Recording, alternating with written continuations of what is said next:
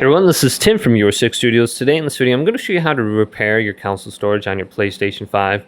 So let's go on over to the front of my PlayStation right now. And we want to put it into the safe mode. So if you got some sort of storage error, just hold down the PlayStation button or the power button. So I'm just going to hold this down right now.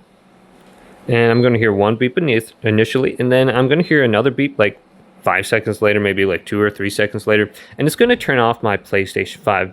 Now wait for this light to stop blinking, and then we can hold this down again. Also, plug in your controller with a USB cable.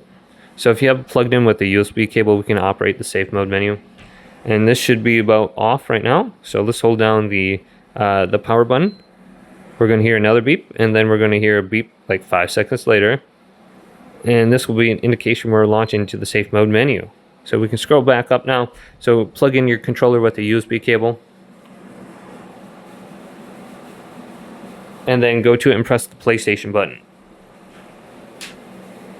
And then we can operate the safe mode menu. And go on down to option number 3, repair console storage. And then go to OK. And then it's going to restart your PlayStation 5. And then it's going to fix whatever kind of issue that you're having with your corrupted data. And it should work after that. You can also go to rebuild console database as an option, but you can see it's repairing the console storage right now. But hopefully this video did indeed help you out. Did leave a big thumbs up and subscribe to my channel down below.